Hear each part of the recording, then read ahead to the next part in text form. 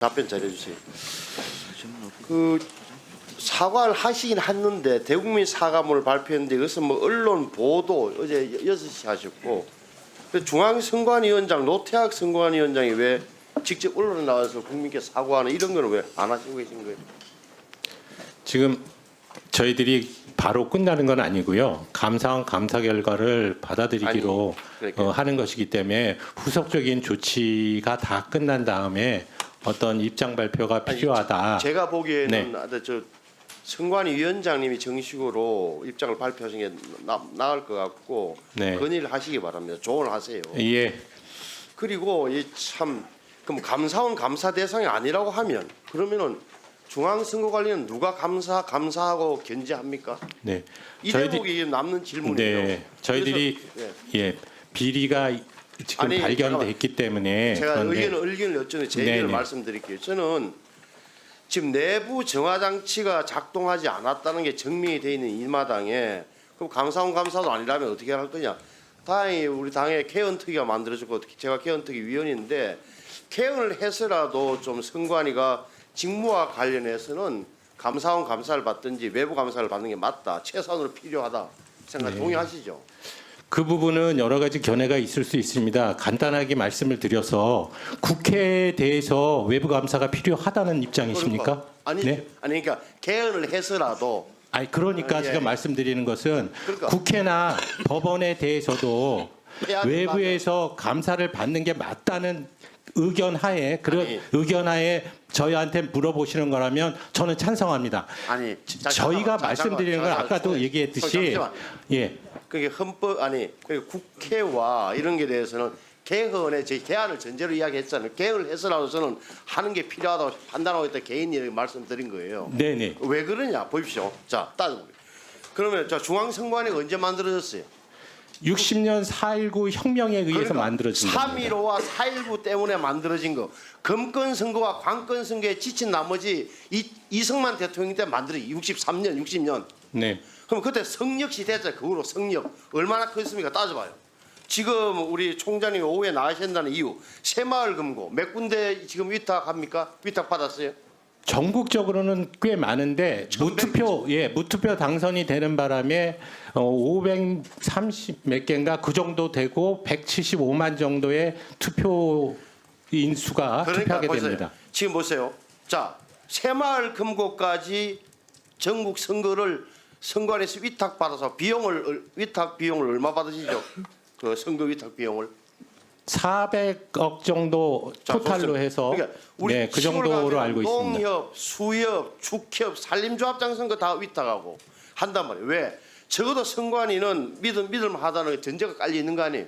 네, 그렇습니다. 그러니까 이까지 싸워왔는데 지금 또 하나 물어볼게요. 지금 해외 우리 지금 몇 명 나가 있어요? 선거관리관 해외 22대 국회 때 22명 보냈습니다. 지금 남아있는 상주하는 분 있나요? 없습니다. 다 복귀했습니다. 그래서 제가 말하는 게 이런 대목이에요. 그러니까 이것을 헌법기관으로 만든 이유가 있었다. 네. 그 어느 정도 충족됐다. 네. 규모가 지금 선관위 직원이 몇 명 되죠? 3,000명 정도 됩니다. 전국에 네. 3,000명이 좀 넘죠. 그 근데 공무직까지 좀 포함하면 그렇습니다. 저도 외국에서 뭐 말문을 보지만 어느 나라치고 이렇게 매머더급의 대규모의 상권을 가진 인원을 가진 선관위 조직은 없어요. 우리 3.15 전에는 중앙선관위 조직 전에 뭐였어요? 전신이 뭐예요? 내무부 쪽에서 선거 관리를 위해서 만든 위원회 정도라고 제가 알고 있습니다. 그 역사를 잘 그게 당시 내무부에 선거국인지 선거위원회인지 있었다. 그다음에 바뀐 거예요. 제 말씀은 이런 거예요. 그러면 이렇게 커지고 대규모로 됐고 이렇게 하면 내부에서 어느 정도 충족시켜야 되는데 이번에 비상계엄 과정에서 조직의 민낯이 최고 드러나는 게 고위공자 범죄 공수처와 선관위. 공수처를 보세요. 검찰과 경찰, 공수처가 법률안 해석 전쟁을 얼마나 벌였어요. 내가 권한이 있다 아니다라고 해서 국민들 아주 머리가 아플 지경이었어요. 공수처 이번 기회에 어떻게 하자는 이야기가 많이 나오는 민심의 근거가 그거예요. 선관위 도저히 어떻게 했길래 이렇게 국민적 불신을 받게 되냐면 여기에 대해서 우리 개헌 특위에서는 다룰 겁니다. 말씀을 드리고 네. 헌법 기관하는 이유로 지금의 입장만 고집하지 말라는 거예요.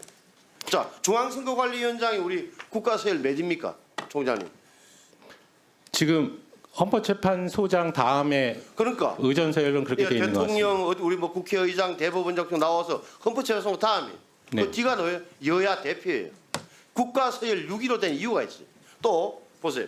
지금까지 왜 대법관이 왜 선거관리위원장을 맡았죠? 역사적인 그 교훈 하에 최초 60년 헌법에서 대법관 3인과 국회 추천 6인이 선거관리위원회를 구성하도록 돼 있었고 그 조문 안에 저 위원장은 대법관 3인 중에서 호선한다고 돼 있기 때문이었습니다. 지금까지 보셔야 되는데 다만 불문율 하나가 있었어요. 대법원장이 그다음 대법원장 다음에 선임 대법관 넘버 2가 중앙선관위원장이 돼 있었다. 지금까지 쭉 왔어요. 근데 김명수 대법원장 시절에 다 깨버렸어요. 자기 마음에 드는 사람 중앙선관위에 보냈어요. 이래가지고 다 깨졌단 말이에요. 그래서 저는 중앙선관위가 중요하다. 다 인정한다. 근데 규모가 너무 커졌고 내부 저하 장치가 안 된다면 저는 떼내든지 아니면은 일반 행정기관으로 가든지 아니 외국처럼 지방자치단체에 다 맡기든지 선거 관리를 가능하단 말이에요. 그 이야기를 하는 거예요. 네. 다만 지금 의원님 저 질의 중에 그 동의할 수 없는 부분이 마치 제가 1년 7개월 23년 7월에 지금 취임을 했는데 그때부터 개선한 작업 내용이 전혀 고려가 안 돼 있습니다. 또 하나. 아까 내가 말씀하신 실제와 다르다고 몇 차례 말씀드렸다고 했어요. 네. 부정선거. 이게 누가 대통령한테 말씀드렸다는 겁니까? 윤석열 대통령한테? 국민들께 지금 홍보하고 있지 그리고 않습니까? 이것도 뭐죠? 얼마나 자 부정선거와는 담을 쌓고 부정선거를 최악의 적으로 규정해야 할 선거관리가 부정선거 의혹에 대해서 소극적으로 대응했어. 왜 방송이나 연수에서 왜 생방송 주는 것도 왜 안 했어요? 네, 그 점에 대해서는 저희들이 충분하지 못했다고 생각을 하고 지금 반성하고 있습니다. 그래서 더욱더 국민들께서 우리가 가지고 있는 선거제도가 어떤 것인가에 대한 부분을 알리도록 하겠고 그런 방책은 이미 작년서부터도 교육부하고 사이에도 저희가 논의를 한 바 있습니다. 고등학교 과정에서 즉 새내기 처음 투표하는 사람들의 고등학교 과정에서 필수적으로 저희들의 선거관리 제도를 이해시키는 그런 교육이 필요하다고 요청을 지금 드린 상태인데 교육부에서 지금 그런 부분에 대해서 아직 저희에게 협조를 안 하고 있습니다. 선관위 사무총장님, 네. 답변하시기 아무리 힘들어도 삼권 분립에 위배되는 답변하시면 곤란하다고 생각합니다. 물론 정말 지금 힘든 조건이고 제가 보기엔 부정선거, 선거부정, 부정선거 말도 안 되는 얘기인데 그거에 계속 답변하시다 보니 피로도도 쌓이고 있을 거라고 생각합니다. 그러나 대통령 중심제 국가에서 법원과 국회를 행정부가 통제할 수 있는 장치를 만드는 것은 상권 분립 위반이라 대한민국의 민주주의의 가장 중요한 기둥을 훼손하는 결과를 낳을 수 있다는 거 알고 계시지요? 네, 그 의견도 답답해서 동의합니다. 답변하신 걸로. 예, 결국은 개헌 논의를 하실 때 충분히 그런 안을 검토를 하실 수 있는 내용이고 이 선거관리 제도는 기본적으로 정해진 바는 없습니다. 각국의 예가 다 다르듯이 저희 나라 실정에 맞는 제도를 하시면 됩니다. 다만 제가 위원님께 말씀드린 이유는 제가 들어와서 이런 부분들 비리도 고쳤고 선거관리 제도도 고쳤다고 하는데 고친 내용에 대해서는 아무 말씀 안 하시고 과거에 있었던 얘기만 지금 얘기를 하니까 제가 추가적으로 말씀을 드린 겁니다. 제가 고친 제도 자체가 완벽하다고 지금 말씀 안 드립니다. 그렇게 고쳤음에도 불구하고 비리를 예방할 수 없는 상황이면 이 국회 차원에서 다시 국정감사를 통해서라도 저희한테 의견을 주시면 저희들은 고칠 의향이 있습니다. 네. 아니, 저희는 다 파악했고 선관위 사무총장님의 해명을 수용합니다. 네. 저희 의원실에서도 몇 번이나 그러니까 반복해서 검증했습니다. 예, 그리고 좀 아까도 투표용지에서 보셨겠지만 그 문제의 투표용지가 민경욱 의원을 표기했더만요. 예, 그래서 제가 부탁드리고 싶은 말씀은 의원님들도 마찬가지인데 삼권 분립은 민주주의의 존립 근거입니다. 이걸 흔드는 말씀은 삼가주시라 이런 부탁드립니다. 황정화 의원님 질의하십시오.